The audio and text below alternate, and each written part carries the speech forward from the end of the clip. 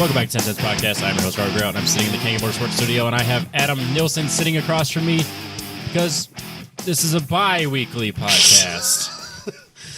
Yeah, kind of, I guess. And I also appreciate, and I think the fans will appreciate, that you got me all fired up right before we start recording. I did it all for the fans. Yep. It's the opposite of fuck the fans, which is what we did last week. Yeah, if anything, they're going to flip that around on us. It's going to be fuck the hosts. That's the new trend. No, there's no way. Yeah, that's what. No, because they need us, Robbie. That's true. If that hashtag starts trending, this will be once a month, way less often than bi-weekly. Bi-quarterly. Yeah, fuck it. Wouldn't bi-weekly mean we do it twice a week? No, that's they could go either way. Okay.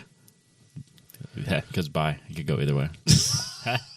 Low hanging fruit. All right, got it. Oh God, Robbie, that's We're off to a hot start. Whoa. But anyways, yeah. But when you say bi-weekly, it could mean either one. Okay, if you say so. That doesn't make any sense. No, it doesn't. Because then how do you know? You don't. It's dumb, Robbie. Yep. English is dumb. But it's gonna be a short show because it's late. Phonetic isn't spelled phonetically. No, it's not. Really upsets me, Robbie. Yeah, I don't know what to do with that. It's English, man. I don't know what to tell you. Yeah. That's not what this podcast is about. Grammar? No. Yeah. No, in fact, while I've been working on the NPO one with Booney, I purposely say bad grammar. Yeah. No, you should. I'm not doing things well. I do it real good. Austin got real mad at me for pronouncing Gallardo wrong. Oh, I like way back in the day. No, like last Recently. week. Because you're not supposed to pronounce the L's because it's not. It's Gallardo's. It's yeah. And then apparently we also say Porsche or Whatever. Porsche wrong, whatever it is.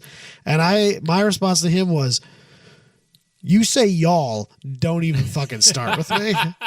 So. Oh, Huracan. We say Huracan. We said it Hurricane for forever, and people got mad about that. I don't care about that either. I think we say Hyundai wrong. We do that on purpose, though. Hyundai. I don't know how to say it correctly. I saw a Hyundai Santa Fe the other day. A Santa Fe? Yes.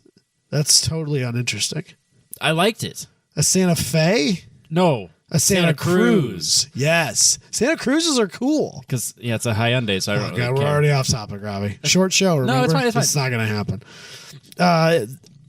So the Santa Cruz is their little trucklet. Yeah, you're going to have to do more than... You can't just search Santa Cruz on Google How and is get the the picture Hyundai, you're looking for. How is the Hyundai Santa Cruz not the first thing that pops up? Yeah, I don't know why. It's so strange to me. Yeah. No, I like them. Yeah. I think they're cool. I think I like the Maverick better, which is the Ford mini truck. Yeah, because it's just a mini truck. It's built on the Focus platform. I may or may not have looked extensively at what it would take to cheaply create a ute out of the Focus. A couple of sawzall blades in an afternoon, Robbie. Yep. That's really all it would take. That would be so funny. That and a welder and some scrap from Booney's place. Yeah. We make this happen. Oh, for sure. I put way too much thought into it. Katie would be appalled. Jess was on board. Well, of course she was. She hates the Focus. That's also part of it. She thinks if it goes poorly enough, I'll get rid of the Focus because there'll be nothing left. No, we won't go poorly. We can fix it. Oh, yeah. Whatever happens. I can always fix it. Yeah. That's the best part about it. I won't feel bad. Just a welder and some scrap metal, and we can fix it. It's fine. It's fine. It'll be less cabin space to heat and cool. Exactly. So she'll never ride it's it more anyways. efficient. Yeah, she's super not into it at all. Weird. Like just... What does she hate about it? I don't know. I think it's just because she doesn't think that it's going to be fine. She's like, no, you bought somebody else's throwaway car. It's not going to be fine. It might have like a really low mileage engine in it. I don't know. It had a cracked pan. I mean, I fixed that. It's lived a rough life, clearly. It has. Yeah. It's not going to get any Cracked easier. pan wasn't my fault. It came that way. It's fine. I'm assuming it got dropped when it was being removed or installed. I'm guessing. That's what it looked like to me. But that's fixed. The PCM. Because I feel like they couldn't have hit the oil pan, could they? You would have to Like in the car? You had to really fuck the car up, wouldn't you?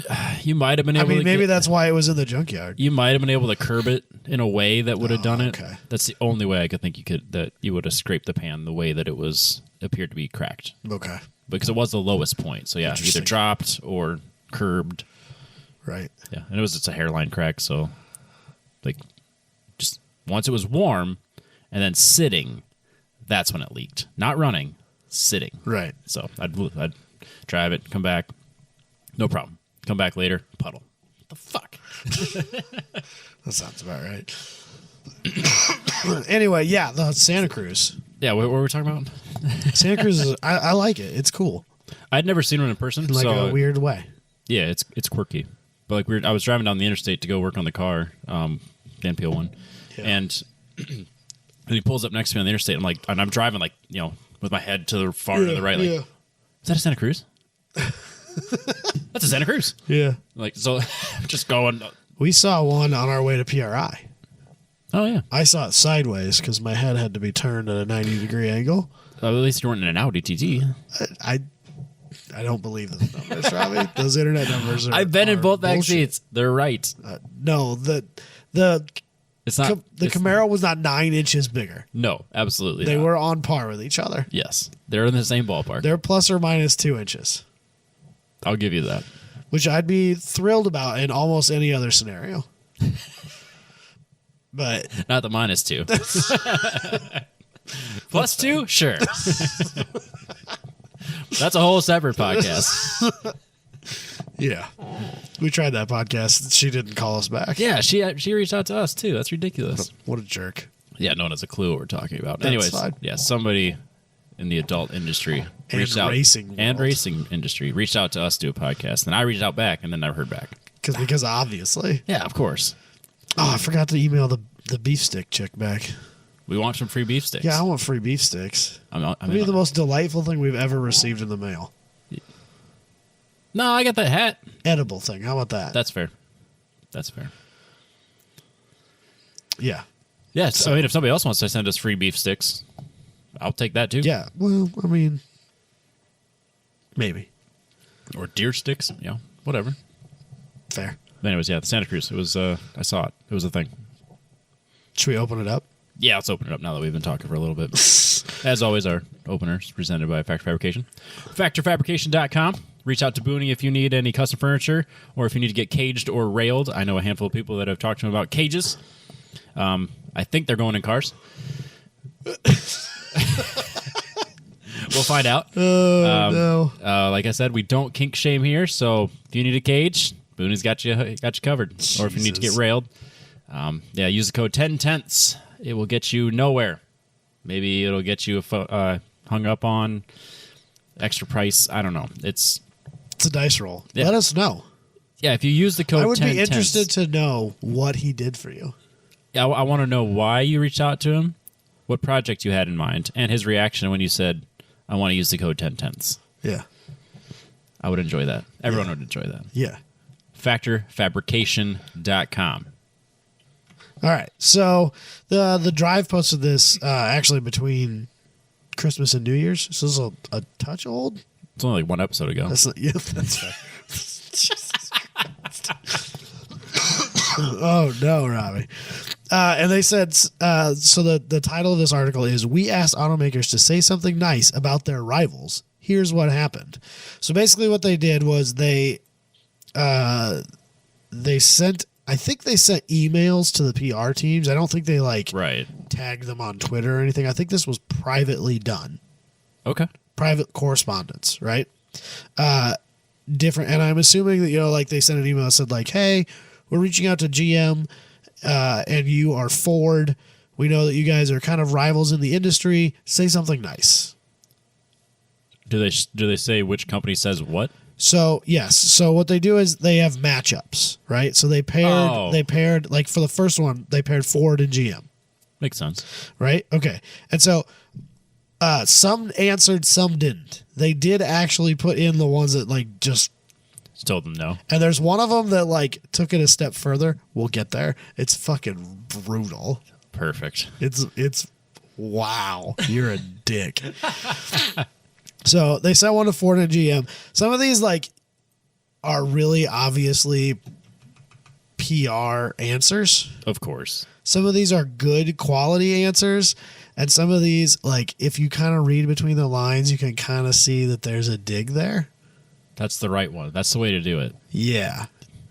It's a backhanded slap, you know. Just Yeah. It's a compliment, but not really. Right. So the first one, Ford and GM. Ford's response: we applaud GM for reversing course on emissions and creating their excellent Blazer crossover, which has really hit the sweet spot with consumers looking for an urban utility with a rugged name. Happy holidays.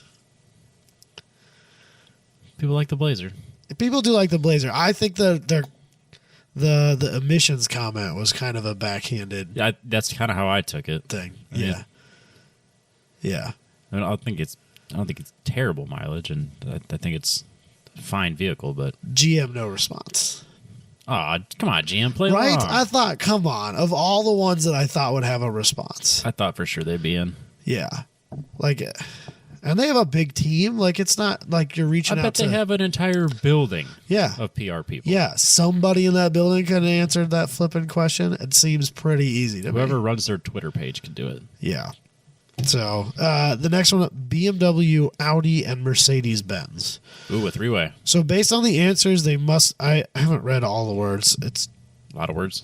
well, they kind of explain what they said to them and stuff like Oh. that, and then they explain, or then they have the answers. Yeah. So, based on the answers, because I've read all the answers, based on the answers, I would say that they asked BMW about Audi Okay. and Audi about Mercedes. Mercedes and Mercedes about BMW. Audi as well, I think. Oh, Oh, maybe not. Nope. We'll get there. okay. So, BMW. Which- Speaking about. So, a long time ago, we did a news article where a kid had sent letters to PR, to the PR groups at different companies asking for like badges or whatever. Yeah. And stickers or- BMW's answer was like so painfully marketing. Yes. Whereas the rest of them, or most of the rest of them, were just like, "Oh, this is cool. Here you go." Yes. Right. So, with that in mind, to our German neighbors at Audi, great things are engineered in Bavaria, but your grills are still bigger than ours. And then Servus, which is apparently a casual Bavarian greeting. Oh, I don't know, whatever. it's probably like cheers. So I kind of like theirs Yeah. because they're kind of poking fun. It's a little cheeky. Right, but they're not being a jerk about it. And No. it's not underhanded either. Exactly. Like, it's out front. Yeah. And it's very on topic. Because their grills are ridiculous. Well, so it actually made me realize something. I love big grill Audis, Uh-huh. but I hate big grill BMWs. How do you feel about big grilled Lexuses? And now I'm really torn about this because I feel like, and obviously, like, one brand can do it differently than the other, and I can see that as better or worse. But, like, part of me stopped and thought, shit, do I just not like it because it's a BMW? Yeah, probably. I mean, it certainly isn't helping. No. It's a mark in the con category. Right. Yeah. So, but that, It's all about how it's executed too, though. 'cause right. Yeah. When Ford was kind of mimicking at what Aston Martin was doing with their front bumpers, And it wasn't nearly as well done. it wasn't as good, but it wasn't a bad look. No, it was not a bad look. But It wasn't Aston but Martin. like but when was it Kia or Hyundai that did the front end that looked kind of like a Mercedes with that like small headlight, big headlight, separate ones? what? That was bad. Yeah. Or it was also kind of Jaguar-y. I want to say it was Hyundai. I don't remember. Hyundai. I don't remember. Because the Genesis too kind of had. It wasn't a copy of anything, but it kind Right. of felt like it was. Right. So Audi's response: this year we're feeling genuinely grateful to Mercedes-Benz, keeping them. Oh, you're gonna hate this one. It's a Formula One dig, I isn't it? forgot about it. It's No. You're gonna hate it though. You don't know it. And You don't know me. I do, and you will. Keeping America's interest in long roofs is no small feat. Wait, what? Long roofs? You know what they're talking about? I feel like I should, but no. Wagons, Robbie. Ugh. Yeah.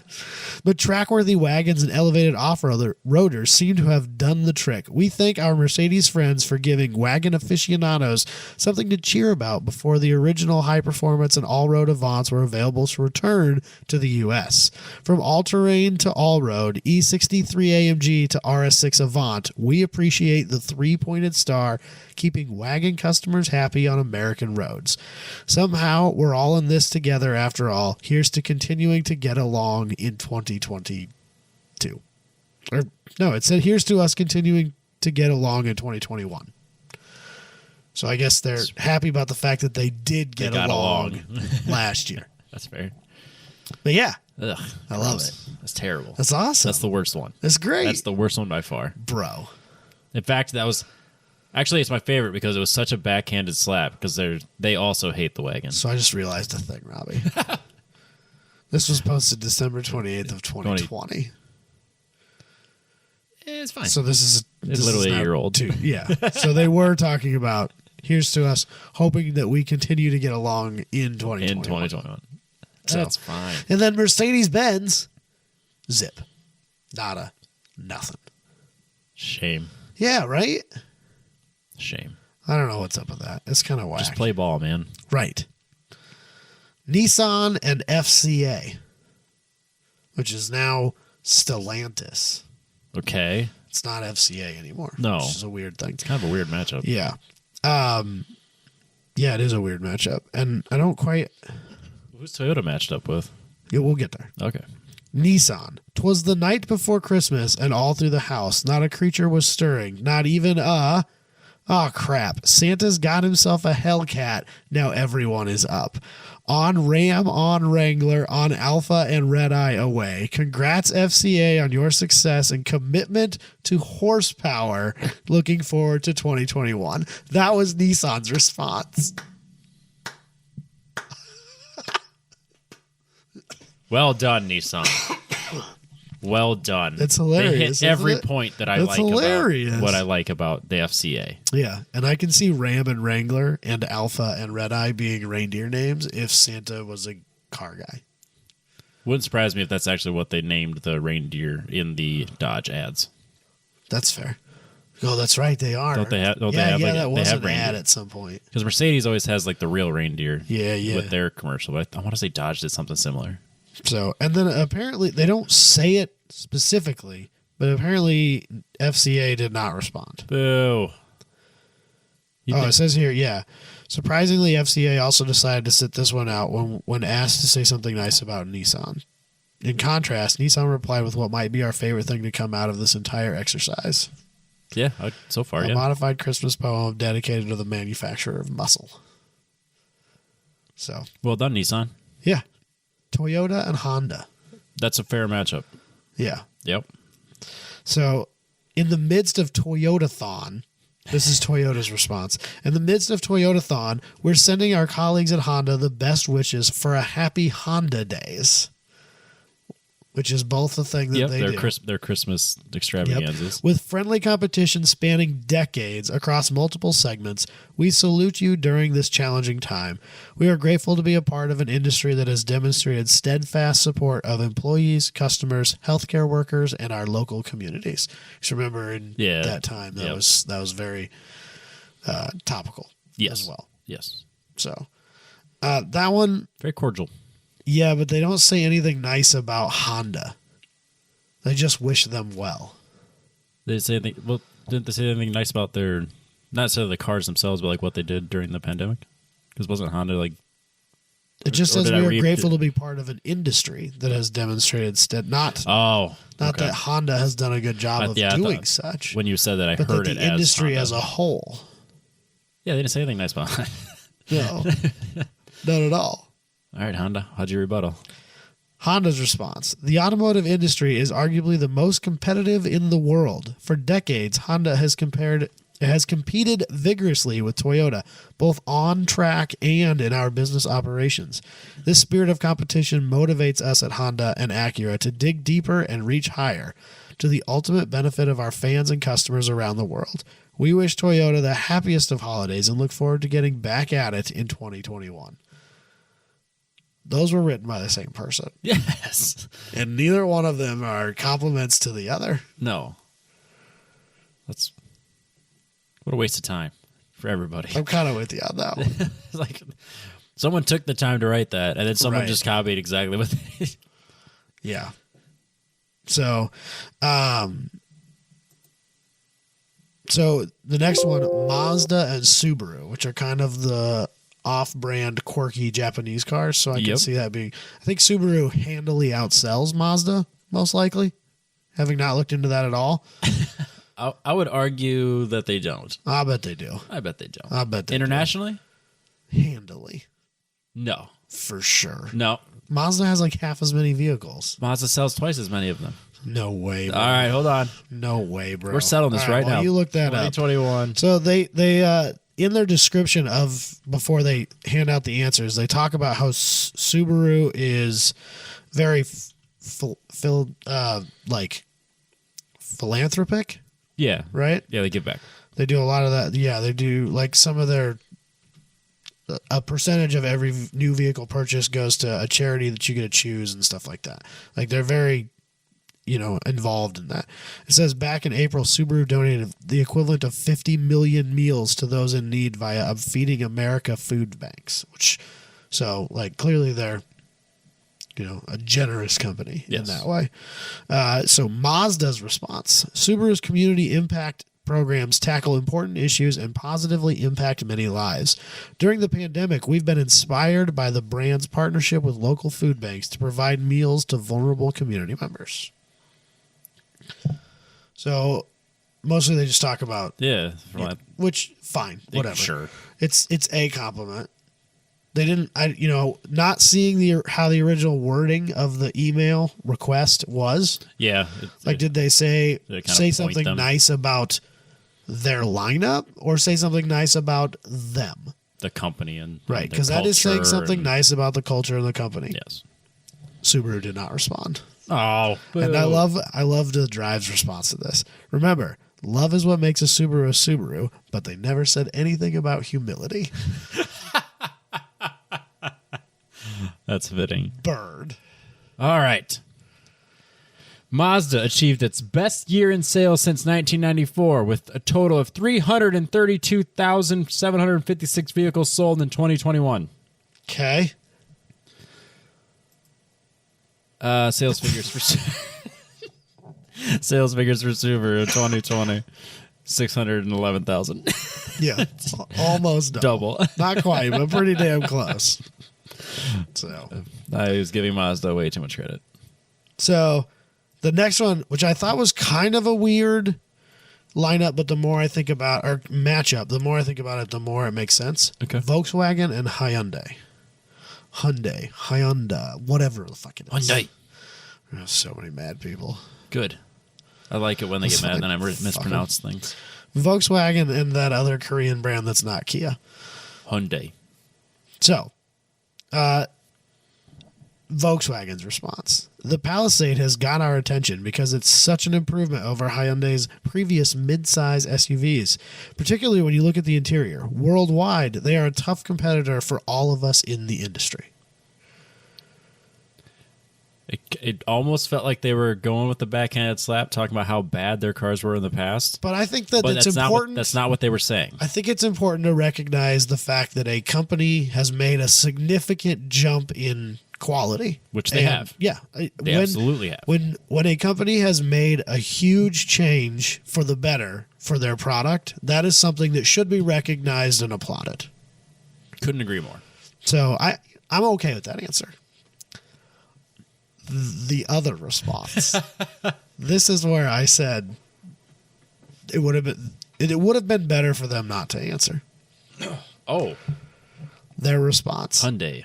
Call me a Grinch, but we'll pass. Whoa. What? We will call you a Grinch. What? That's such a dick move. Man, Hyundai. Call me a Grinch, but we'll pass on this. We'll take back everything we said about the Santa What Cruz is or the that? Santa Fe, whatever they Cruz. Definitely Santa Cruz. are. Whatever. Santa Fe is the little I'll be a Grinch about it too. rogue. Then. Yeah, no. I don't. Is that also a Hyundai though? The Santa Fe? Yeah, it Okay. is. Okay. It's their rogue competitor. Okay. Well, neither one was good. No, but like seriously, You took the time to write that. not responding would have been better. Yes. Because you clearly read it. You took the time to write a response, and you followed the theme. That's you such a dick move. You couldn't follow the theme enough to just answer Such the a question. dick move. So, Porsche, whatever it is, Yeah. I don't fucking care. And McLaren. Oh, Both of these, I think, are I was curious how they were going to match that up. both of these, I think, are painfully PR responses. Oh, they're better like than that. really badly. Okay. But so Porsche's first. McLaren set the template for modern supercars with the F1 28 years ago, moving the game on to an extraordinary degree, both in their philosophy and application of technology, with eyes set firmly on the future. Today, they're unchanged, aiming sky high, fearless in approach, and relentlessly pushing progress. A small team of passionate and talented men and women for whom we have the greatest admiration and respect. Half those words were taken off the McLaren website. That's from Porsche. Yeah, that's what I'm saying. They took those words off Yeah, McLaren's probably. homepage Yeah, and then probably. copy and paste, and then Yeah. added a few more at the end. Yeah. McLaren's response. Come on, McLaren. This one is better. All right. We have a deep respect for Porsche, its people and its products, here at McLaren. Our two companies have historical ties stretching back to the 80s, where Porsche developed the TAG Turbo V6 engine that powered McLaren race cars to wins and championships, an engine originally tested in a 930 turbo road car. While the materials and technologies used in our road cars are often divergent, our engineering philosophies share many common threads, including delivering exceptional performance without compromising packaging, driver ergonomics, and everyday usability. McLaren, I'm halfway through. I thought you were. McLaren and Porsche have a healthy competitive relationship in GT3 and GT4 class racing, where both brands have scored important wins and championships over the last several years. Our mutual respect for each other's products and friendly competitiveness help push us to develop even more desirable supercars for the enthusiast community. Thumbs up. Nice job. Whatever. So they did, They took the time to write a decent. yeah, and they kind of Novel. made some compliments. You They know, did. they applauded them for the competitive relationship that they have today. They talked about some of the history between the two companies, which isn't necessarily a compliment, but kind of interesting. Yes. I guess I learned a thing Yeah. because the F1 was a BMW motor. Maybe it was a Mercedes-Benz motor. I want to say BMW. I think you're right. I think it's a BMW V12. Should we look? Nah, let's not look it up. No, we shouldn't. It was absolutely a BMW. You know what? It was probably like a Dodge motor or something. No. It's probably like a Viper V10 with 2 extra cylinders. No, it's a Carroll Shelby motor. That's fair. You pulled it out of an Omni. Yeah, you should have. It would have been better. I love the drive's response. Geez, guys, get a room already. So, but yeah, those were like painfully PR responses. Those ones were for sure. Yeah. Those were carefully crafted by a team in a boardroom. Or a Yep, conference and room. it took a day Yeah. and cost $10,000. Yeah. Yeah. So that's pretty painful.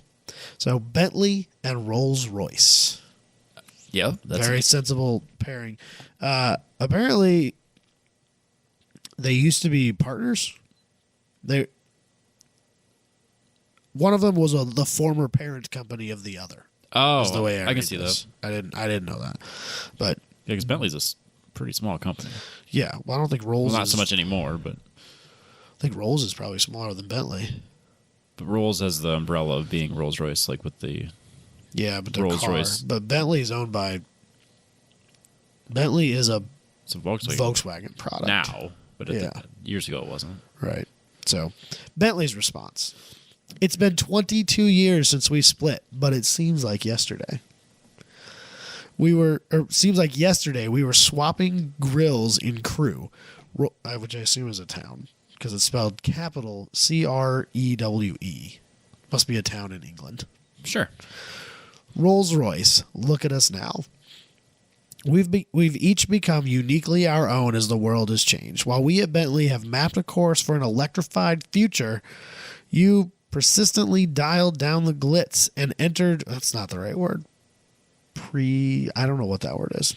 We're going to skip it. Is it a typo? You dialed down the glitz and entered your post-opulence phase. Well played. I don't know what that means. Post-opulence? I feel like Roller has never made anything not opulent. They have not gotten less opulent. I can't imagine so. It's more opulent. If anything, They got the glowing headliner thing that costs like $1 billion. that was just paragraph 1 of 3. No.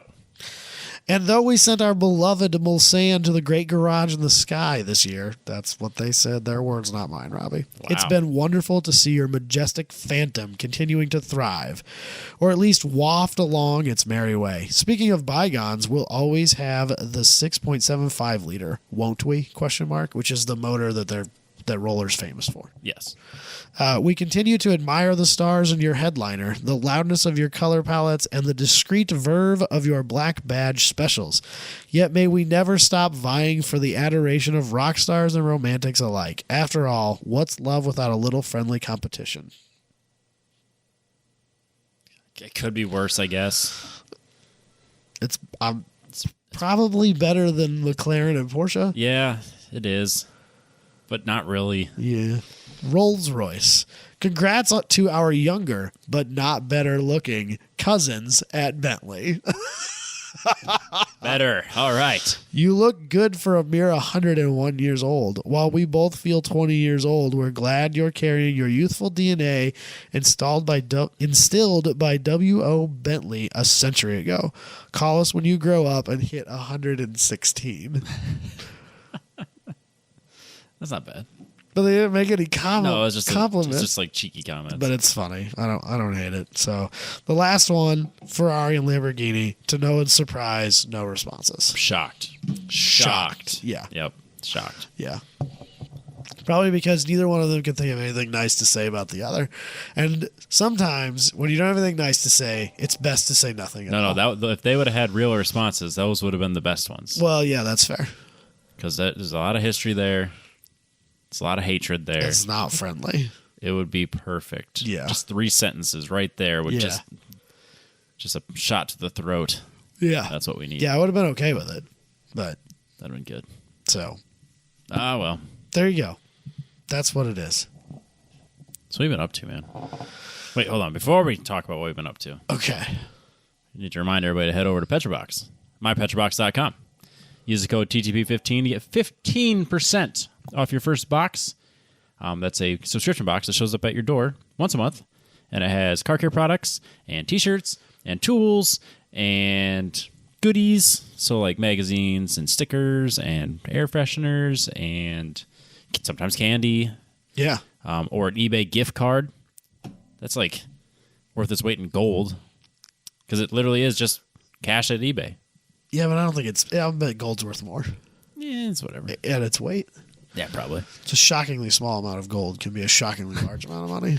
Yep. It's insane. Yeah. But yeah, TTP15 is also good in their online store. So if you want to get 50% off anything they have currently available in their store, head over there. You get masks, dog collars, leashes, and then all the T-shirts that they've had in the past, like a lot of the Petrobox branded stuff. Basically, that's me and Adam's wardrobe. Yeah, pretty much. If you just go through and just start scrolling, we have all of those. And today is like one of the few days I'm not actually wearing one. I'm wearing an Apex Pro shirt. But I forgot we were recording, so I'm still wearing my work shirt. that happens. It happens. But yeah, I have like almost all of these shirts that are Petrobox branded. And Yeah. I'm good. I'm okay with that. I'm good with that. Yeah, absolutely. I'm gonna get some of those ugly. So apparently, every year when Katie asks her dad what he wants for Christmas, which we have not done their Christmas with them yet. Oh yeah, for sickness reasons, not mine actually. That's good. Yeah, her. We don't need to get into it. Doesn't matter. it's everybody's doing better. People are That's all sick. that matters. Yeah. Everyone's doing much better. But apparently, his response when she asks him that is, "I don't care. Just give me some socks." And so I guess I didn't know about this, but because I don't pay attention to Christmas things.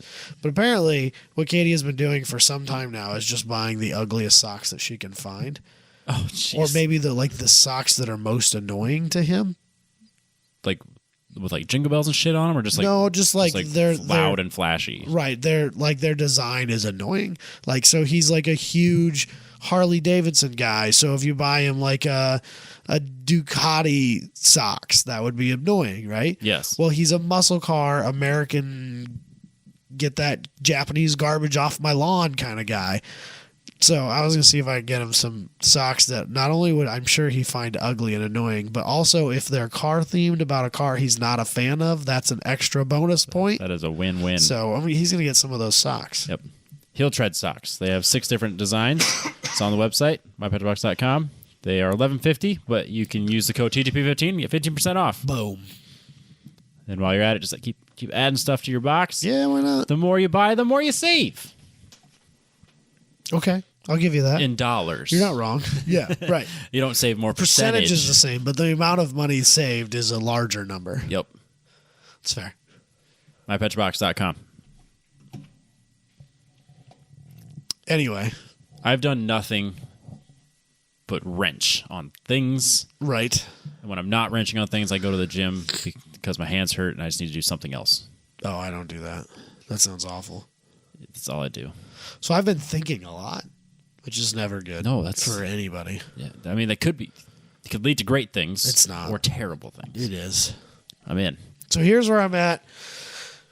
The conundrum that is my automotive life, right? So you have actually rid yourself of problems. I have. I've rid myself of nearly all my problems. So Cavalier went to Josh. That's his problem now. Yep. Focus went to me. Yep. That's my problem now. We can talk about that later. I still have the Blazer. Yes. I haven't driven it since Heartland Park. I kind of want to see how long you can make this happen here. Well, I got to get it out of the driveway or out of the parking lot. Now it's Now that covered it's in snowing. Yeah, now it's actually like in the way at work. But so they allow me we'll go with they allow me to drive my work truck to and from my house every day. Yes. And so like literally if I go anywhere that's not to or from work, I'm usually taking my children and my wife with me, so we take the van. Right. So I have zero use for the Blazer. Yep. Currently. But so here's the situation that I stand in right now. Okay. I have a Blazer that I hate. Yes. I always have. There's not a secret. No. You liked it for like a minute and a half when you got it. Yeah, but like not long after I bought it, like I did a whole opener about how much I disliked the driving experience of it, yep. which made no sense to me because it's the same chassis as my S10, which is by a huge margin my favorite daily driver I've ever owned. Yes. Even though they should be the same. Basically the same, but they're not for whatever reason. No, it's funny too because like the S10 had some quirky things about it. Not like because like with the vacuum blowing the vents and stuff, and then the Blazer was meticulously maintained Pretty by a well mechanic. Maintained, yeah. So it should have been like as good as it got. Yeah, and it's been.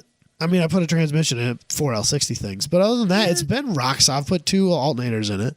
You were fighting that for a while, but I blame the second alternator on the fact that the alternator I replaced was not good. Well, if you don't get an OEM reman, even even with the reman, it's kind of a crapshoot. Like if you don't go to like a dealer and buy a brand new OEM alternator, you're probably gonna it's probably garbage. Pure and simple, they just are. Yeah, I don't know why, but they suck. And you've had the worst luck. I've had so much problems with it. The worst luck. Yeah, I had a ton of trouble with that with my Audi. Yep. I've had a ton of trouble with that with the Blazer. Like it's just been a thing in my life. Alternators have been a problem. Yep. So whatever.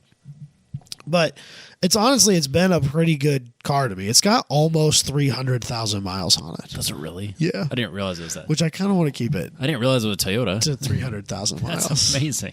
There are people who talk about like, oh yeah, I got 500,000 miles on the original engine. It's got like 9 transmissions in it because they're 4L60s. Yeah, it but happens. it's the original engine. So like, I kind of want to keep it to Yeah. 300K. Oh, for sure. But like now, I don't ever drive it. Like I literally haven't. It's going to take forever to get you there. Yeah, I'd love to. Now we'll never get there. So, looking into the future to 2022, Okay.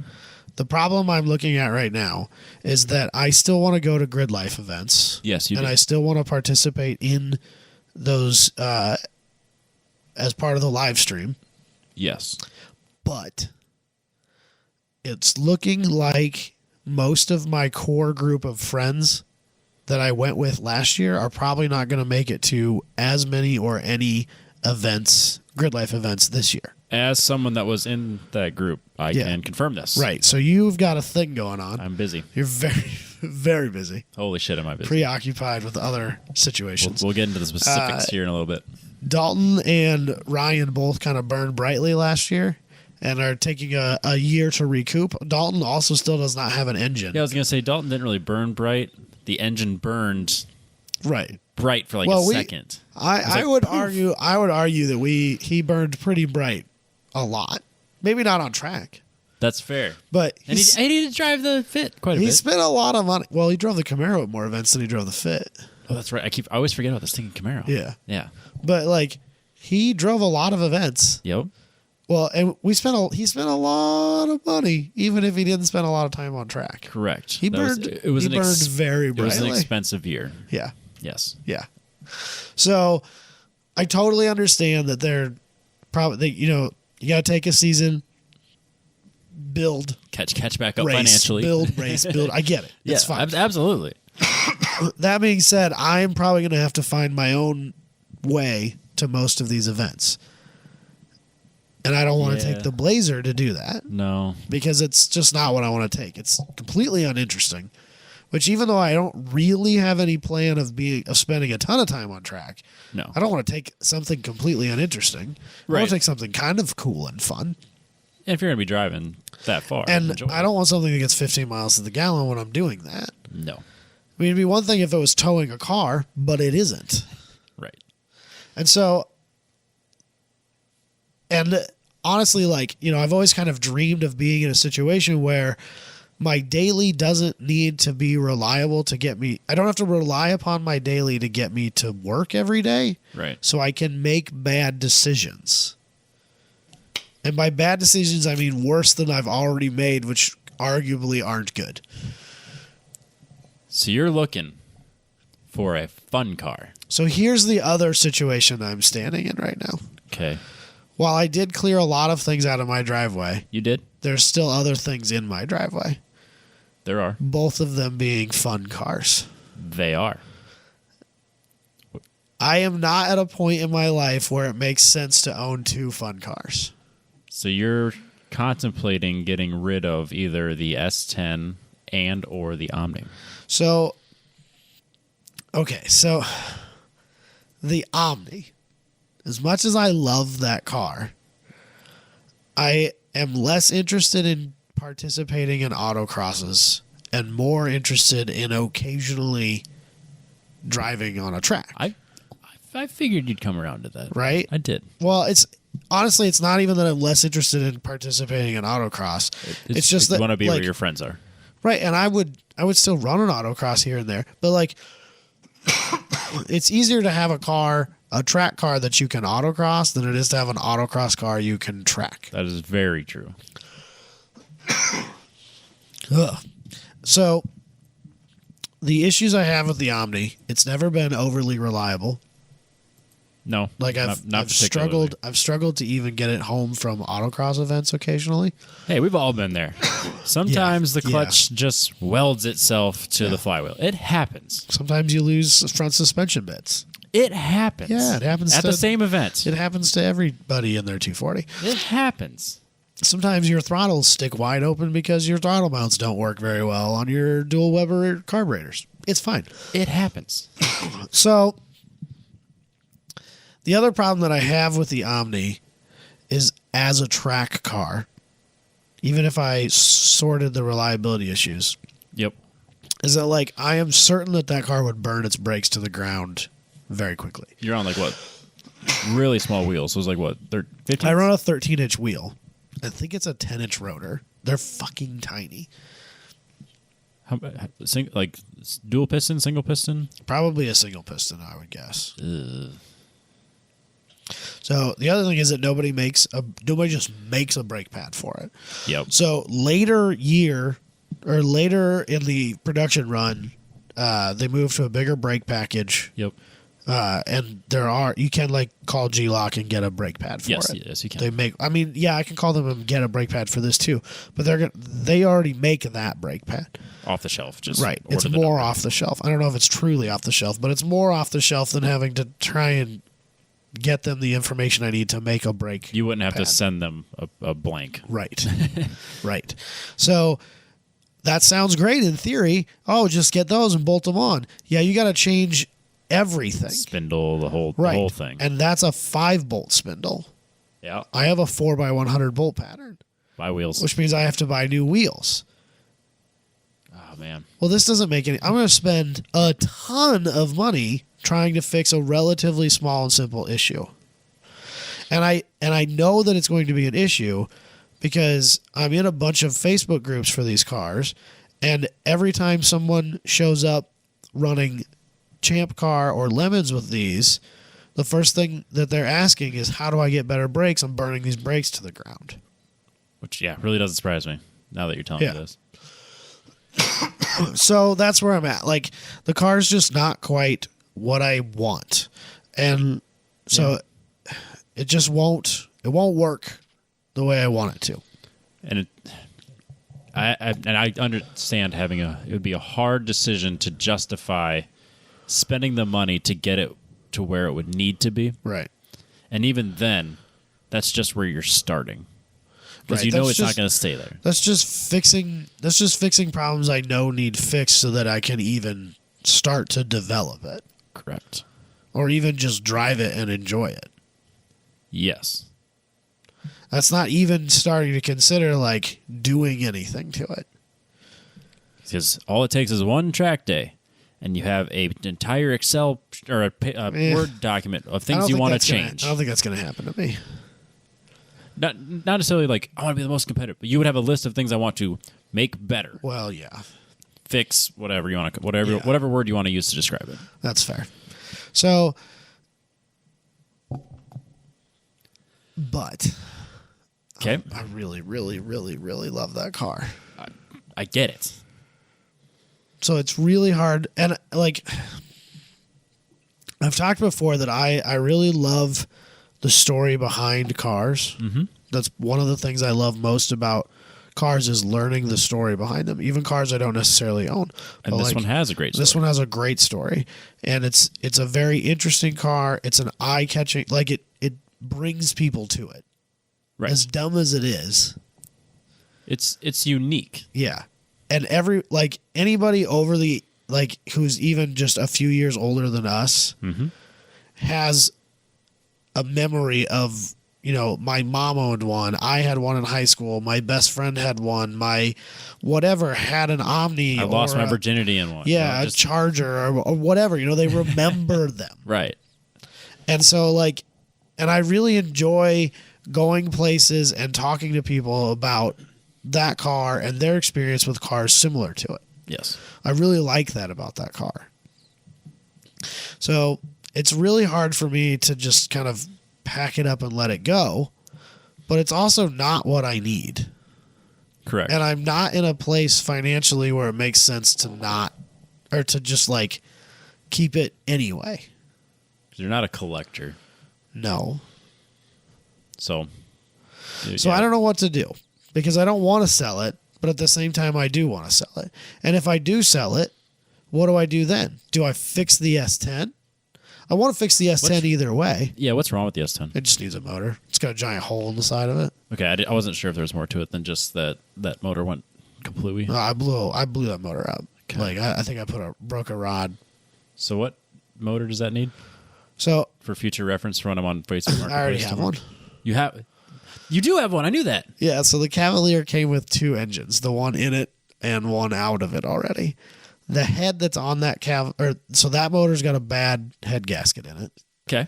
The head that's on that motor has already been milled Okay. to fix that problem previously, and then it still lost another one, I guess. Oh, shoot. Okay. I think is what Josh told me. Could be slightly wrong. Either way, I know that the head has already been milled, apparently a lot.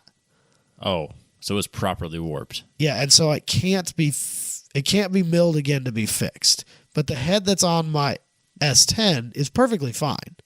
Yeah. And the block that I have that Josh gave me with the Cavalier is fine. Okay. And the block that's in the S10 is not. So we could take So between the two, I can make one. Yes. But Uh-oh. I don't want to do this the way I did it last time again. I want to do it right. I want to send it off to a machine shop, get the heads decked, get the cylinder walls, bored out 20 or 30 over, put in slightly oversized pistons instead of trying to run stock sized pistons and ended up being a little loose. Correct. I want to build the whole thing correctly. Yeah, I get that. Because I am certain, as much as I would love the truck, I am certain I would love it less if it's not turboed. I would agree with that completely. It has to be turboed. You wouldn't. You can't go back. No, I can't. And you can't. So you can't just throw another engine. Right. And so I want to fix that. I want to do a bunch of the things so that the kit that's on that truck was designed so that you could put it on there in a weekend without having to pull the motor. Okay. So like the oil drain for the turbo is grafted to the dipstick tube because you can pull the dipstick tube out and replace it with the one that they give you. But the right way to drain that turbo would be to drain it into the oil pan directly. Right. But in order to do that, you would have had to weld a bung on the oil pan. And in order to do that correctly, you got to pull the oil pan. And in order to do that, you got to pull the engine. And so that defeated the purpose of the kit. Gotcha. Right? And so I would like to fix a lot of that little stupid stuff. Yeah, actually drain it correctly. Do it right. Yeah. Because I think that was not helping me. Right? Yeah, I wouldn't point it as a smoking gun to why. No, but it certainly wasn't helping me. No. And it certainly didn't do me any favors. And it made maintaining the truck a lot harder. Yeah. Because I had to wait hours before I could check oil level in the truck because it just drains gravity feed out of the turbo for fucking 4 hours. And it just drains right onto the dipstick tube halfway up the tube. Way above the way above the fill or low level line, way above it. So you didn't know for hours whether or not you needed to add oil or if it was good. Yeah, that's not the way, man. That's not the life I'm looking to lead. That's not the way. It needs to be fixed properly. I would agree completely. So, but if I sold the Omni, you could afford to. The cash that selling the Omni would fix the S10. Yes. Pretty easily, yes. I would guess. But then the question becomes, is that can I track that? The S10? Yeah. And here's what I'm worried about for tracking the S10. Most off-the-shelf turbo kits are not track friendly. Okay. Most aftermarket off-the-shelf turbo kits for not turbo cars don't do well on track. That truck will almost guaranteed have cooling issues. I just about guarantee it. Yeah. There's a lot you could do to prep yourself for that. But right. But is that the sort of stuff I want to do on my daily driver? Not particularly. Exactly. Not particularly. So then does this become a stupid thing to do too? Or let's should I fix this and use it as my daily driver? Because honestly, even though it's a small pickup bed, It would be so nice. So convenient. So nice. So at home. convenient. Being able to like throw a load of leaves in it and take them somewhere instead of having to bag them up and get rid of them, which, as you've seen, is a huge fucking problem. It's a big deal at your house because I where I live, they just blow right into my house.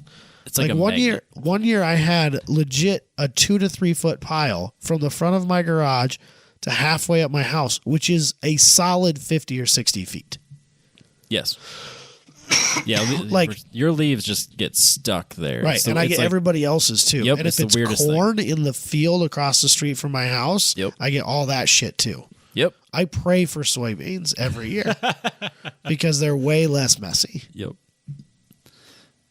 So Here's there's some issues with that truck too. I've been saying it for years that the perfect daily driver for people like us typically is an S10. Yeah. It does everything I would need it to. Right. It does enough truck things to do the things I need a truck to do At home. 90% of the time. I can't tow. You can't tow. But I that's need fine. I need a tow vehicle for towing. Right. As a daily driver, I don't need to tow. No. The S10. So good. It's the perfect daily driver. And I loved driving that thing. It was I so much fun. If it was me in your shoes, because you sound like where I was about a year ago with the 240. Right. I had made peace with the fact that I had moved on. Yeah. Yeah, so I was probably further ahead at that point. But like, I had already made peace with the fact that this car can go. Right. I'll miss it. I'm trying I to will- make peace with myself. Right. Yeah, I will miss it at times. And it took me months before I could like really scroll through that guy's Instagram. Yeah. And when I finally got to the point where I could, it made me happy because I think that guy likes that car more than I ever did. Yeah, he's definitely enjoying. Loves that car. He blew the engine up, swapped in a different one, still loves the car. Right. So so that made me very happy. It's getting way more use than it did with you. Even It sat forever for me because I'd moved on. even before you had moved on. Like he drives that thing all the time on the street and every stuff like day. that. You Yep. didn't drive it on the street nearly as much as he did. No, I never really did. Right. Yeah, so I'd moved on, and it kind of sounds like you're a step before that. So like, if I was in your shoes, I think if I could, I would make peace with getting rid of the Omni. Because I think you're still at the point where it's on a pedestal for you. Yeah. And I think if you had to deal with it every day, that would knock it off that pedestal. And it would no longer be as high as I don't think it would mean as much to you if you had to fight with it every day. Because right now, you're looking back on all the fun times you had with it Right. with rose-colored glasses. Right. And I think that if you tried to do anything with it beyond what we've done in the past with it, I think that you would grow to hate it. Right. Maybe not hate it, but like grow to realize that this isn't what you want. Right. And then, which leads to the S10, I think you could, without spending a bunch of money, you could build that motor right. Without, you don't have to throw performance parts at it. You just good parts, quality parts. Yeah, it's going to be a stock engine internally. Yes. Except for the fact that I'm going to bore it out and put bigger pistons in it because I want to know that they fit correctly. Correct. And you can do that without spending a fortune. Right. And then you could have a fun, nice daily that does a lot of the things you need it to do. And then it's tax return season. Well, so that's where I'm at right now. Between my children and the way that our government is right now and my insane propensity for overtime, I am one of those people who gets tax season rich. Yeah. Yep. I'm tax return balling Yep. every year. And so, it's not like I could take $5,000 and go buy a thing that I can just tinker with and track and enjoy and not even drive that often. Yep. And still have the S10 Yes. to drive. Yes. I could do that pretty easily. I think, obviously, I'm not you. Yeah. And I'm not going to make your decision for you, and you're not going to make a decision based on my opinion because I'm still asking for it. We've got an though. entire 6 years of shows where we refuse to take each other's advice. Yeah, but I'm still asking. Still putting for it out there. If it was me, I think I would move on from the Omni. I would daily the S10, and I would find you a car. We'll just say in the $5,000 range, Right. That's capable of doing an HPD. So here's the flip side As of a that place to argument, start. Robbie. $5,000 to go 100% of the way on getting the Omni to be an HPD capable and reliable car. No, But it would. It would, though. it would. It could. It could. It totally would. And what I'm genuinely afraid of, well, I don't know if I should say afraid of, but what I'm fairly certain will happen because I know me Yep. is that I'll fix that car and drive it, and I'm not going to fucking sell it. That's yeah. You would have to make the decision. But I can't sell it without fixing it. Correct. It has to be fixed before I can sell it because it's worth way less money not running than it is running. And I already own all the parts, so I'd literally just have to put them on. Right. So it'd be dumb of me not to fix it, but I'm almost certain that when I fix it, I won't be able to sell it. Yeah. There's that. That's a real possibility. I almost guarantee it because I'm so passionate and sentimental and emotional about my cars. You are certainly more sentimental than I am. Yeah, Which is I don't know why. I thought I would be. My dad is way not that guy.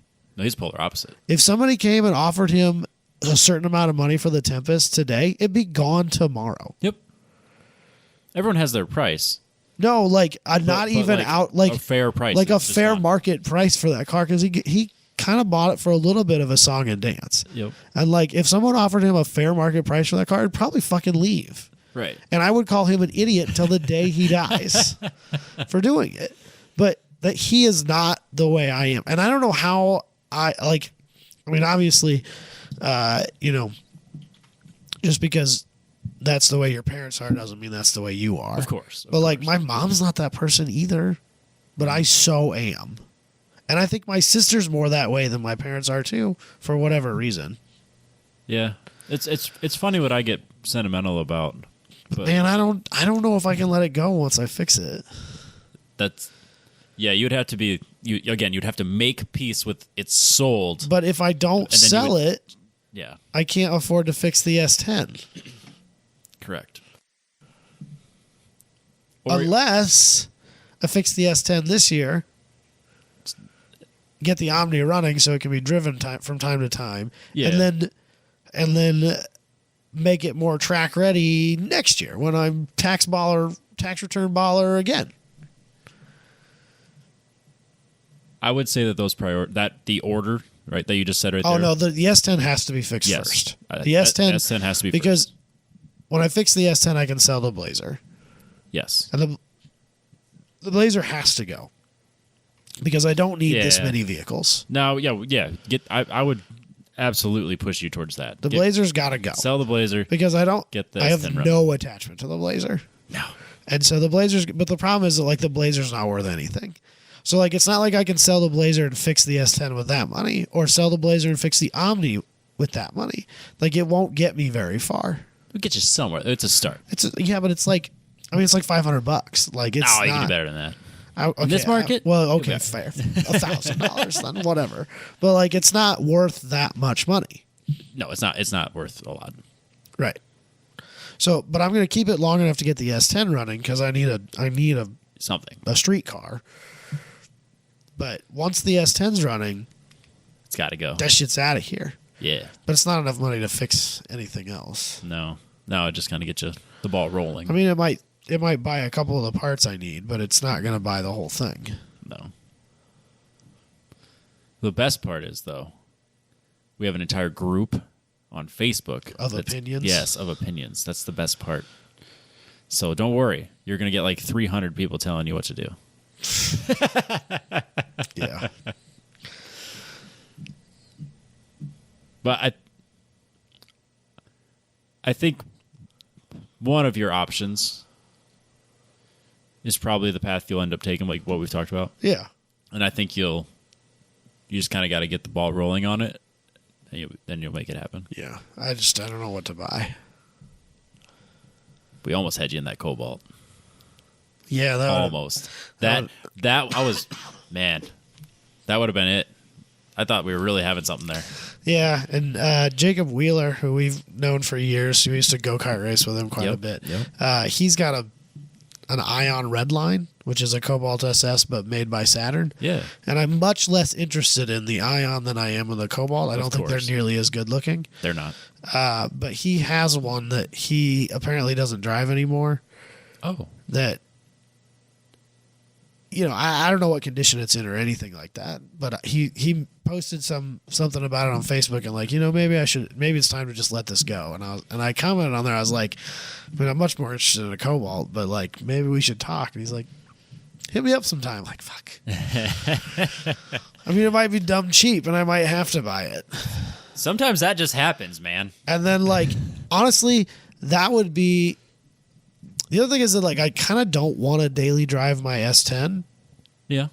Because. I mean, you've always had plans for that car. It is. It's kind of an appreciating classic vehicle. Like, their value has gone up significantly in the since I bought that truck. Oh, for sure. Significantly. Which is weird for me to say, but like, and it's not like it's in bad shape. No, it needs cab corners, which you can literally buy and weld in yourself. Like people sell cab corners. Like it's a thing. That truck is popular enough in like the hot rodder community that you can buy those things. Yeah. So I can buy cab corners, cut them out, weld the new ones in, have it repainted. Not that big a deal. No. And then that truck's rust free and ready to go. Yeah, so that's. And so part of me kind of thinks like, if I got like a $2,500 Saturn Ion, yeah, that I could use as my runaround beater, that wouldn't be a bad life either. No. And then I could track the S10. I could make the changes to it that I wouldn't want to make if it's a street car. Yes. A full-time street, like I got to use this to get from point A to point B. 5 street days a week stuff. Right. Yeah. So that's kind of also what I've been thinking. Is like maybe I buy a mediocrely fun piece of shit car. Shit boxes are the way, man. I know, but like I kind of also want to get away from my daily driver shit box.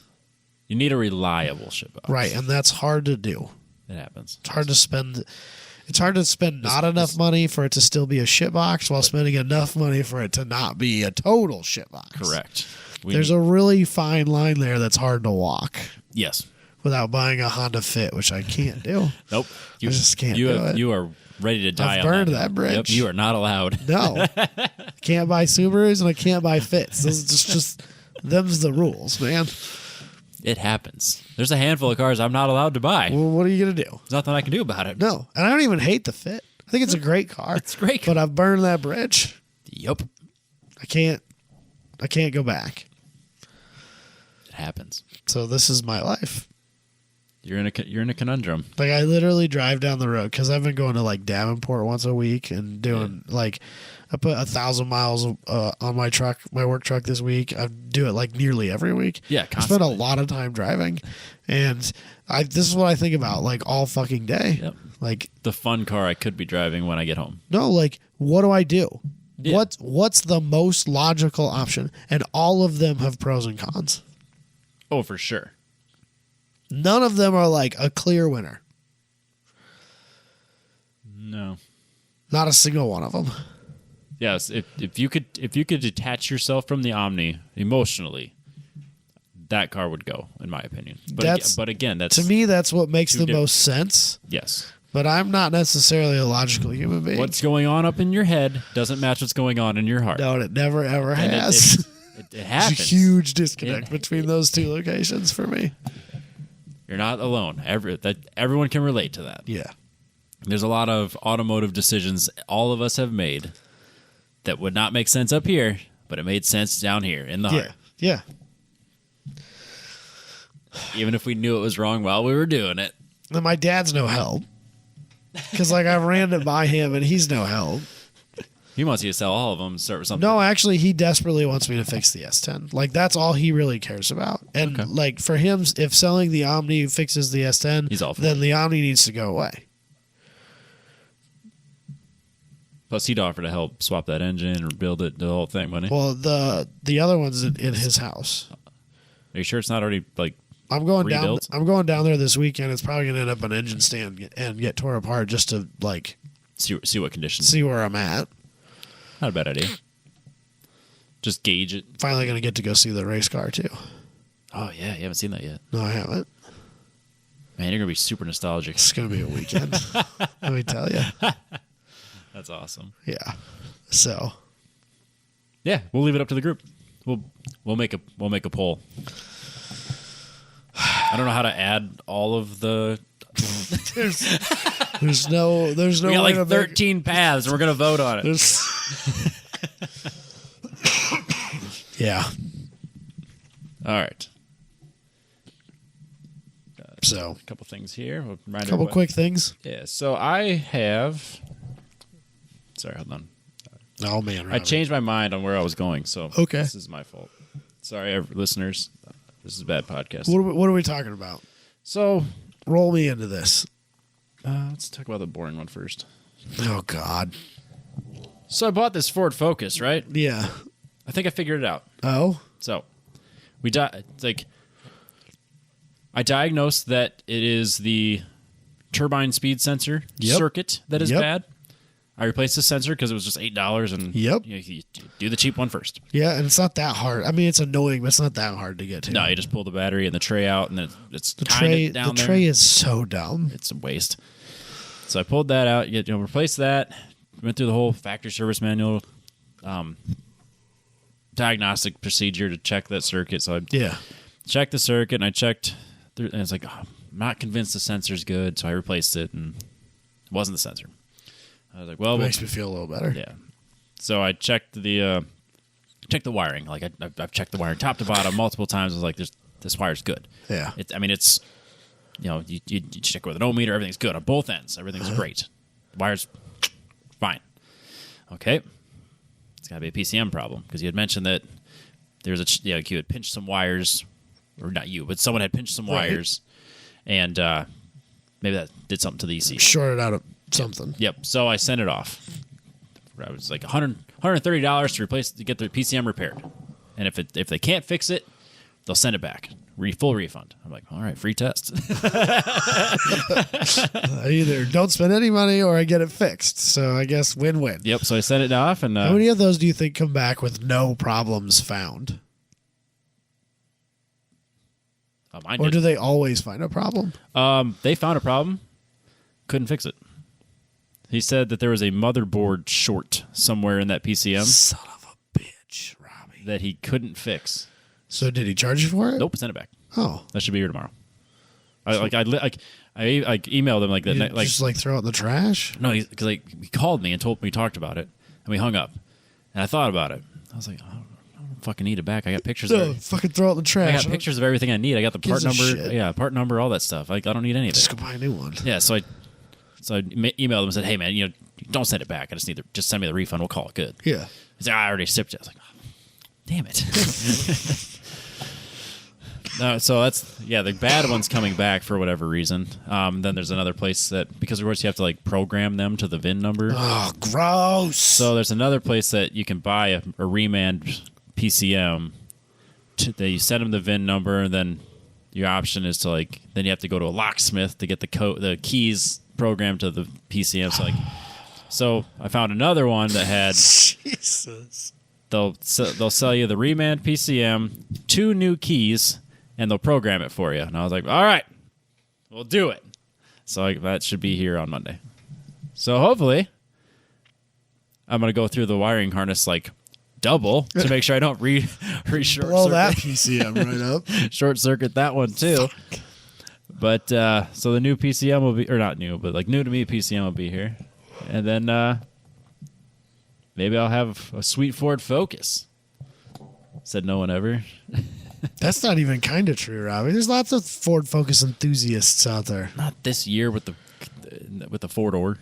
Or the automatic. Yeah, exactly. I sent you your dream Focus, and you were having nothing to do with it. Yeah, but I got this one. But this one doesn't have nitrous and a body I kit don't from want- the factory. I could put nitrous in a body kit on it. Saline was doing crazy shit in the 2000s. That was a weird time for everybody. That's fair. That's fair. Yeah, so hopefully I got a run-in Ford Focus by the time you listen to this. God. Then I'll drive that every day and stop putting miles on my freaking truck. But then I lose my heated seat.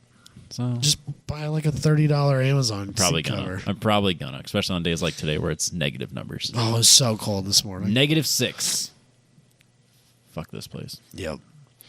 But in all reality, Let's though, talk about the interesting stuff. yeah, the big stuff. The Now that Factor we can Fab. finally talk about it. Yeah, Factor Fab Racing. We have the NPO1. We got it wrapped, and we are basically finishing up all of the WRL GTU class prep. So the NPO1 was first designed for sprint racing in NASA. Mm-hmm. That does not translate well to endurance racing in WRL. Right. There are many a thing that needs to be reinforced, replaced, redone. Right. So you take a brand new 0-mile race car, And you tear it all apart. tear it all apart, and you throw half of it a fucking way. Okay, it's you don't throw half it away, but like the pieces that hold the body kit to the floor, all that needs to be completely redone because it's not strong enough. Right. So then the GTU rules came out like 4 weeks ago, and the first race is the second week of February in NOLA. So we've had like 6 weeks to take this car and go, oh, we got to fit this rule group. And for the most part, Jesus Christ. for the most part, it's a mild detune, which again, it's a locked ECU because it was meant for NASA. Right. And at this point in time, that we don't really have an option but to use restrictor plates. Right. So I made restrictor plates for it so we got a place to start. So that tune will be probably by the time you're listening to this, we'll be doing that.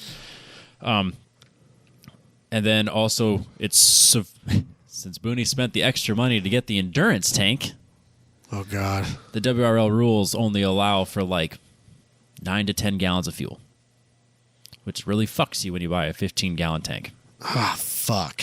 You know how expensive those blocks are? Yeah, because that's like a bladder. It's not like a fuel cell. It's like a fuel bladder. It's not just like a Nope.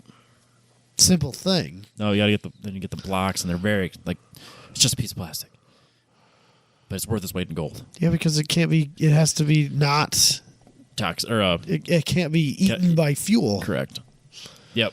So we gotta get it to the power we want. Then we have to get the fuel. You can only capa- run like 10 gallons of fuel. Uh-huh. That's super duper sucks. Super sucks. So yeah, we got to add. Boy, they really. I'll stay out of it. Yeah. So I don't know who's listening. whatever. I'm speaking my mind. I'm not. That's fair. That's what it is. Yeah. So we got to basically get the horsepower we want, and then we want to get the fuel capacity to match what we're allowed to have. Yeah. We had to add headlights. We have to add a beacon on top because that's part of the rule set. Which makes sense. Yeah. No. But of course, like the rules were like really weird on like because it needed to be like 3,000 lumens, and then it needed to be like a floodlight, not a spotlight. And then it's like it had to be 8 square inches in surface area. I was like, man, that's like kind of big and bright.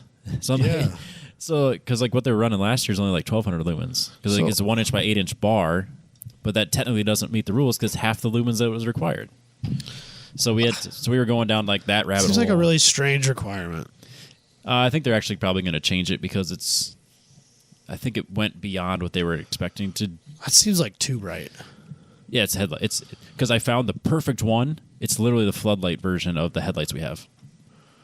So it's like because I mean they don't just sell like a 3.5 inch Right. circular headlight. So like I kind of designed a piece I was going to 3D print, then we use a headlight for it. But I think there's a chance they're going to change the rules to kind of go back to allow like the 1 inch by 8 inch light bar that bolts right up and is super Right. simple. Right. Which, it's a logical way to go. Yeah. It's still annoying. It isn't.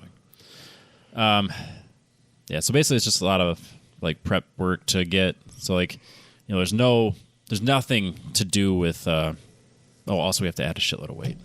But there's like, but there's like nothing in like for a sprint race. You don't really care about driver comfort, for 20 minutes. Right. So like, there's nothing to suck it up, Buttercup. There's nothing to keep the heat out of the cabin. So like when we did our test day, we were getting cooked. Yeah, I remember you saying that. Just so hot in there. So you got the header to your right, and then it goes down, and then like the muffler's right next to you, and then it cups back and goes up and out. Yeah. All of that's just like exposed exhaust. Yeah. Like a foot. Literally exposed in the elements. Yes. And then it's just like next to you. Yeah. So it just cooks. Like it was heating up the roll cage. So like you would burn your hand on the roll cage when you would climb out. That's crazy. Yes. I mean, wrap the headers, wrap the muffler, just, do what to like get the heat out of there. So just stuff like that to get it prepped. But like just the way the rods hold the diffuser. Yeah. Not like they didn't have big fender washers on them, so like just stuff you got to go through every little thing to make sure that this can take a beating for 8 hours and then do it again the next day. So it's been pure chaos of us just wrenching and wrenching and wrenching. Like then what you got me all fired up today. You did it to yourself, Robbie. No, I fucking did not. Just because you can't wire doesn't make this my fault. Bullshit. So I go after work to go work on the car, and Adam's like, "Hey, I'm off work. What are you doing?" I'm like, "Well, work on the NPO one. Come on by, and then we'll do a podcast." It's the first time I've ever seen it was today. Yes. So I'm installing the radiator cooling fan, and it's a pretty straightforward process. You hook up the hook up the wiring. If you're gonna get it wiring, it's straightforward. Yeah, hook up the relay just as it's described. Yeah, colors to here, colors to there, whatever. So I hook up we're just gonna have it on a switch for now because eventually we'd like to have it through the ECU, but again, it's locked. You're not allowed to. It's locked. Right. So we're just gonna have it on a switch. So wired it in exactly as it's described in the wiring diagram. Yep. But we don't have the ground that we're going to go to is basically below the seat, and that seat's still in right now because we're doing, because we leave the firewall, whatever you want to call that, right, until we can get the blocks in. So everything's kind of like not all together. Oh, for the bladder. Yes. Okay. So we're obviously not hooking up the ground yet.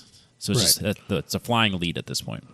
So I'm doing all my testing, and I can't figure out why it won't start. I have all the wiring right. Yep. So I'm poking it with a multimeter. I'm poking, all right, I have power coming from the battery. I have power coming from ignition at the relay as well as where it starts. I have ground for my switch on both ends, as it should. Yep. And I have ignition switch, ignition power going to the relay as well. And then we go to test it, and I can hear it clicking, but it's not doing anything. And then you and Booney both are at separate times taking the ground and putting it to the ground from the fan wiring. From the fan. That's not. So you bought a separate relay that you were wiring into the fan. Correct. It is not the relay and the fan did not come as a packaged deal. No, it's just so everyone's clear on that. Yeah, it's a kit. So you get you have the wiring kit that is for universal fan kit. Yeah. And then you have the fan that connects to any universal wiring kit. Right. So there's just a positive and a ground lead coming off the fan. Yes. And so the fan ground is right now is just loose. Wait until we can permanently connect it. Right. So then you helping me. I was helping you, Rob. No, don't even. Me. It's the last time I ever come fucking help you. It's ungrateful. So he's taking the lead, and he's putting it on the latch. The door strike. Which is connected to what? The roll cage, clearly. Fiberglass! It's fucking connected to fiberglass! Booney did it and it fucking worked.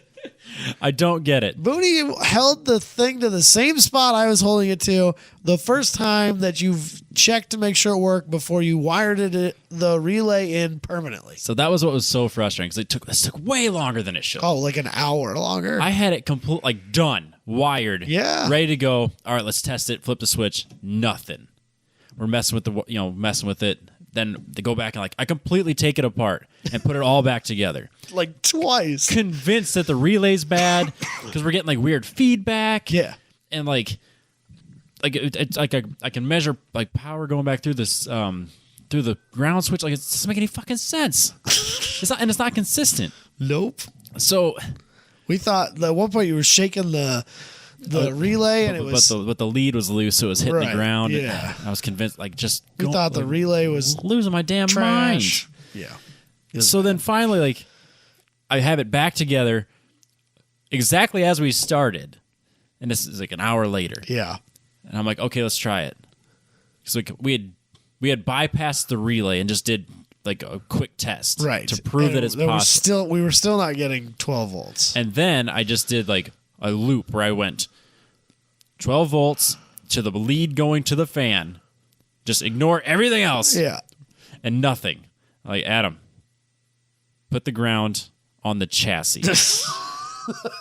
And it just fucking worked exactly like it was supposed to. Damn it. So we went an hour chasing after this stupid ground because we were convinced that the latch was good enough. That's what Booney did. You did this to me. You and Booney did this to me. I spent a whole fucking hour. Booney called me on the way and was like, "Hey man, Just fuck with him. I know it's not grounded. I know it's just attached to fiberglass, but just go with it, okay? All right, I'll do whatever you need me to, man. I'm here for you." I hate wiring. This is all your fault. It's because you're a mechanical engineer. You had the mechanical engineer do the wiring. This is your fault. It. Yeah, this is what you all get. You deserved it. So it's ready now. Mostly. Yeah, I gotta finish because again I ran out of time. Yeah. Because we had to do this silly podcast, but I had to make the brackets or attach the brackets that hold it to the shroud. Right. So does that car not have a radiator fan from the Nope. from the factory? It gave us no heating issue or cooling well, no, issues. it's ducted and all that stuff. So in theory, you shouldn't need one. It's not really ducted though. A lot of the GLTC guys, that's a thing. It's a thing for a lot of people, but I'm still not convinced it's getting the airflow that it needs because it's not there's not a lot of open space to get air there. Yeah. I haven't seen that side of the car with the body. When the body's on it, there's only it's a pretty small opening. Yeah. Between the body and earth. But apparently the biggest concern would be getting stuck in pits or in a yellow flag situation. Yep, exactly. There's no reason not to put a fan on it. Correct. Even if you don't use it. I've always used fans. I'm not. There's no reason not to. I'm not a fan of the no fan. Even if you don't use it when you're racing, there's no reason not to have one on the car for certain situations. Yeah, I'm not. Yeah, I don't. To me, the risk of not having a fan is not worth it. Right. I know a lot of people go without it. It's not my thing. Yeah, I don't disagree. But yes. Anyway, it's a really cool car. And you sat in it. It's so neat. It's a very weird seating position. You lay back a lot more than I know you had said that that's what you do, but you lay back a lot. It's not quite like Formula One. No, it's where not your feet where are above your heart. Yeah, or higher than your head almost. Yep. But yeah, you're pretty decently reclined. I got because everyone has their own seat mold because it's just a pan basically, right. and everyone has to get a mold. So then we have molds inside the mold based on the sizes of people. So I got my mold basically made. I just got to kind of do some trimming yet, but yeah, that should be good to go. Yeah, I mean, mostly it just comes down to your preferred seating position because Booney likes to lean back a little bit more than I do. I want to sit up. So I think you'd be happy. Besides the fact that I think I have smaller hips than you. Yeah, I think that you'd be happier in my position. Yeah, I think so too. So I want to sit up more for sure. Yep. Yeah, we tried every single type of seat mold. So I got the Crefoam, which is the cheapest one. Booney got the other, I can't remember what brand it is, the other bead style one that you put the resin in the beads and get where you want. And then Josh tried the mix the two chemicals and then expanding foam stuff. Yeah. Fuck that. Yeah. Fuck that. I won't do it again. Which one was the best? They all have their downfalls as well. Was Booney's remarkably better than yours? No, ours are very similar. I wouldn't say there's any between the two. Why was the expandable foam one so bad? Because we had to do it twice because it went so poorly the first time. Why? I'm still convinced there was something wrong with the first batch. Did you not read James's write-up? Oh yeah, multiple times. I'm sure we made mistakes, but it was like it was like firm in 30 seconds. Oh really? Like there was like it just poured it down his back, and it kind of got like to his butt, and it was already starting to like move up and harden, and it was like. And it's not even underneath him yet? Not even close. Okay. So it was just like the second time went way better. But even then it was just like even in James's write up, he's like, pour it in, get where you want to be, and then you got like 5 minutes to kind of like find your place, and then then stay there for like 5 minutes. That was not our experience. Yeah. Like the first time we did it, start to finish, before we just it was like this is a lost cause, 3 minutes. Oh my gosh. It was a fucking nightmare. Huh. But the second time went a lot better. Yeah. But you have to learn the hard way. Do you think it's more accurate? No. If you can get it done right? No. No. Fuck no. I think you're doing it so fast. Again, I'm sure if you do it a bunch of times, you get where you want to be. You put the foam in so that the foam's already there, and then you encapsulate the foam with the expanding stuff. But because you have to be up off the chair, right, to get it under you, and then you have to like push it back to where you want to be. Whereas with the beads and stuff, you basically put the resin in the beads, and then you put the seat in the mold or in the pan, and then you climb in, and then you work it to where you want it, and it takes about a half hour to really start to set up. I think that's the biggest difference between mine and Booney's. Booney's was like you could take it out after like an hour. Like you sit for about a half hour, and then you can get out, and then you can take it out shortly thereafter. Whereas mine, I don't know if it's just like the resin or the materials that they use, but like you sit for at least a half hour. Right. I sat for 45 minutes. Okay. And it was still, you could work it if you really wanted to. Then you leave it under vacuum for like 5 fucking hours. Oh, Jesus. And then you don't touch it for like another 5 hours. Yeah. So it's a full day's work. I would absolutely take the bead style over the foam style. Okay. Because it gives you the chance to work it exactly where you want it, and you're allowed to change your mind. And you can maybe I don't like it here. You can kind of work it down into your like hip or whatever, or into your side. Like, okay, maybe I want support here. Huh. So, okay, I'm sure a bunch of people have done this a bunch of times, and they're like, "Oh, you're an idiot for fucking it up." But didn't like it. Is what it is. Not going back. The bead style was definitely my jam. Huh. Cool. So, throw some Nomex on it. We'll be good to go. It's a neat little car. I'm excited for it. I would really like to crew, but I don't know that I'll be able to do as much as I want to. Yeah, I have to negotiate with my boss on vacation time, because if we do we need this fucking podcast to take off, right? Because if we do every race for the GTU championship, which would be NOLA, Daytona, okay, VIR, okay, you live in the wrong part of the country, Robbie. High Plains. Oh, Jesus. Okay, never mind. Road America. Hell yeah. Obviously, this is not in the right order. And the championship is Sebring. So I get to go to Florida twice. You should live down south. Yeah, I've said that forever. But that is multiple, roughly 20-hour drives. Yeah. One way. Yeah. You have best case scenario. Best case. I use every second of my vacation just to go racing. Does not do wonders for your marriage. Just putting that out there. Yeah. She's not thrilled. No. Not at all. So weird. Yeah. When I found out what my schedule was, I told her, Ironically, this was the same day that she had decided that, you know what would be fun? A week in Florida. Oh, no. Not this year. Oh, no. Or next year, or the year after that, or the year after that, because, like, this is probably not going away. Yeah. I haven't really talked to her about that, though, have you? Nope. Short-sighted. Oh. So, Take it yeah. 1 year at a time. Yeah. It's so future, that- obvious problem. Yeah, she was, like, super not thrilled. Weird. But, yeah. Yeah, so we're a few weeks out. We'll be racing at NOLA. We'll be down there. It's the week after Super Lap, so I can't go with. Yeah. You know, you could skip a super lap. Nope.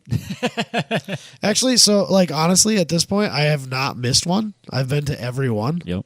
And, like, so there's, like, this, at World Time Attack, like, they've done this for 15, 16 years, whatever it is. And so it's kind of like, there's guys who, like, wear that as, like, a badge of honor. You're like, oh, I've been to everyone. I've been to 10 years. I've been to all of them. I've been, like, now I kind of want to, Keep it going. I don't want to fuck that up. I get it. Because, like, when that event's 10 years old and I've gone to 10 of them, like, that's kind of cool. I mean, people were doing that grid life last year, too. It's like, I've been here since whatever year. Yeah. I get it. So, I don't want to ruin that. Okay. Also, I like Time Attack more than endurance racing. What? Sorry, Robbie. Blasphemy. I'm strangely okay with that. The Canadians are coming. That's good. That'll be fun. They're not bringing the right cars, Son of a bitch. but they're coming. I'm not surprised I at should all. say they're probably not bringing the right cars. I don't know these for sure, but I'm Pretty confident. relatively certain that none of the cars that I want to see from Canada are coming, Pretty sure even though the drivers will be there. the GLTC drivers will be there. There's going to be a Time Attack entry too, but it's not the car that I want him to bring. Ah, shoot. My understanding, which this is total hearsay, Speculation. is that it's the B car, not the A car. Shame. Yeah. They're focused on GLTC anyways. I don't know if he's going to run GLTC or not. I bet he does. I don't know if he is or not. He wasn't registered last I knew. Oh, I thought he was. Talking about James Houghton, by the way. Not that Canadian. Oh. There's more than one Canadian Time Attack driver. James is definitely... That's what I thought you were talking about the whole time. No. Who are you talking about? Will. Oh, yeah. He had a GLTC car at one point. I don't know if he still does. Yes. He also has 2 Time Attack cars. Yes. Okay. I don't think that the A car is coming. Oh, that's too bad. Yeah. I'm bummed out about it too. Maybe they'll make a showing anyways. Yeah, you never know. Maybe Stranger things have happened. Maybe he got a GLTC car and he'll just focus on that.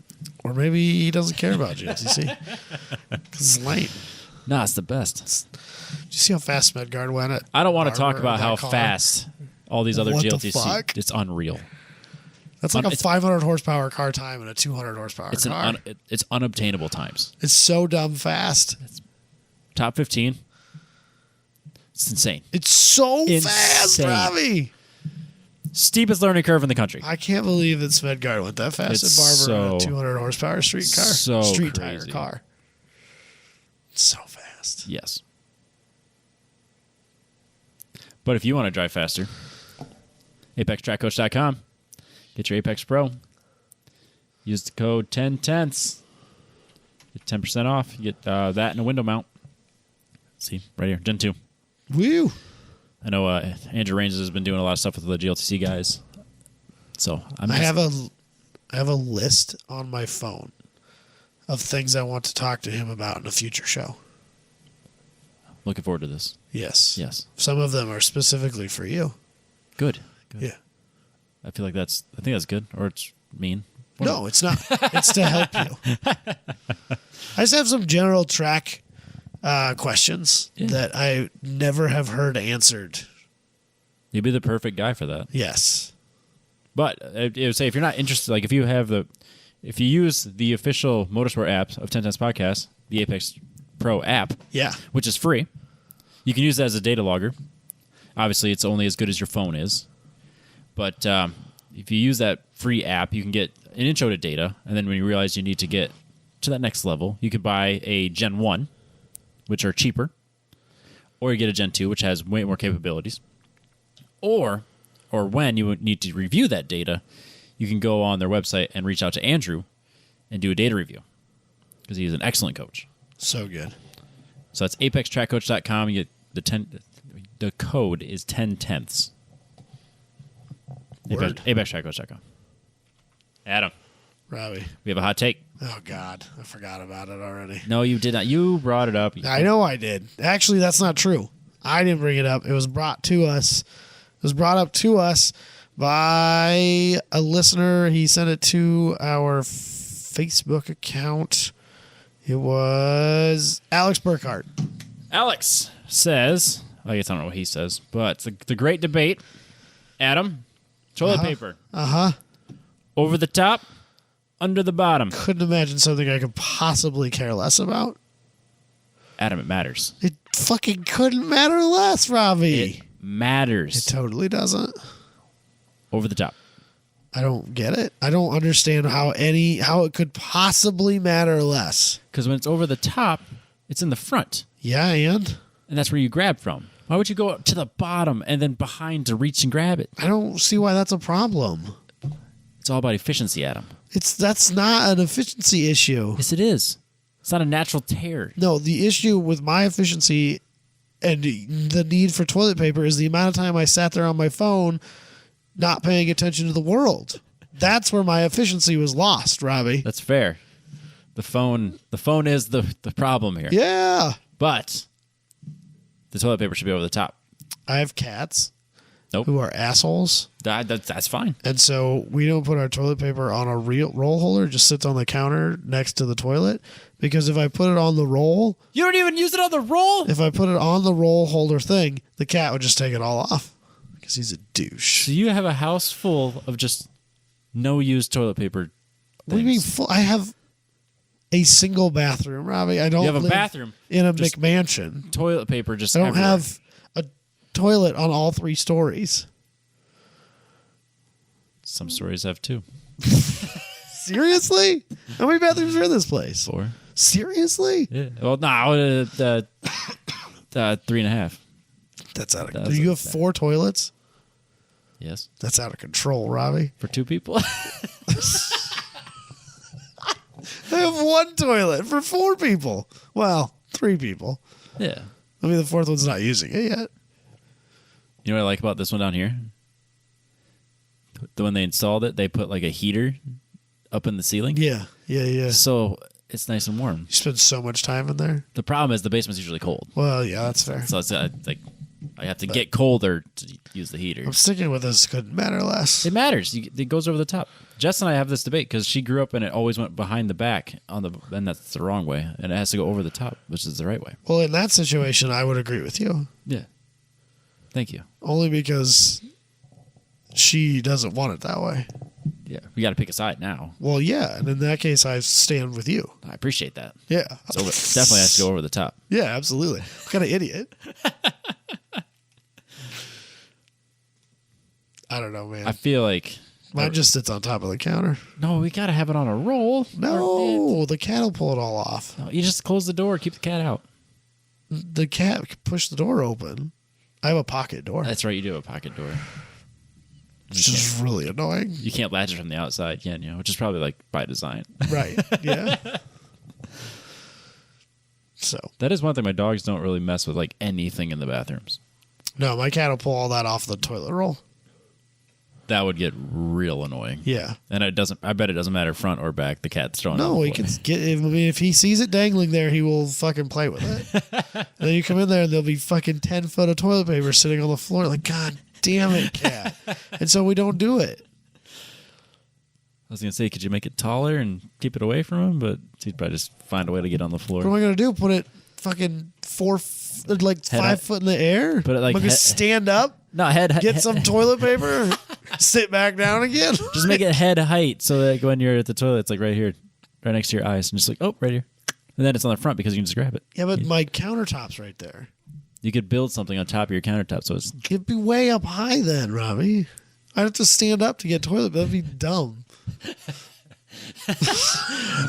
I can't remember where I heard this, but someone had there was an argument about whether you stand up or sit down to wipe.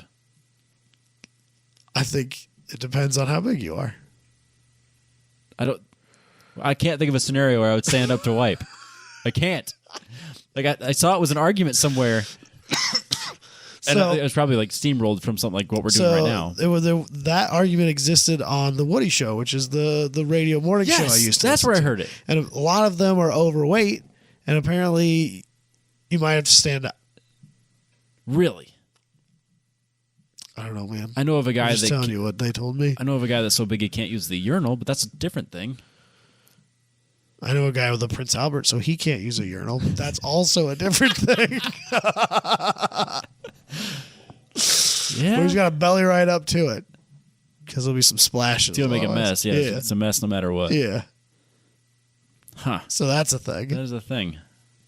I also knew a kid in high school who couldn't fathom sitting down and peeing. Like he had to stand up and pee and then turn around and sit down.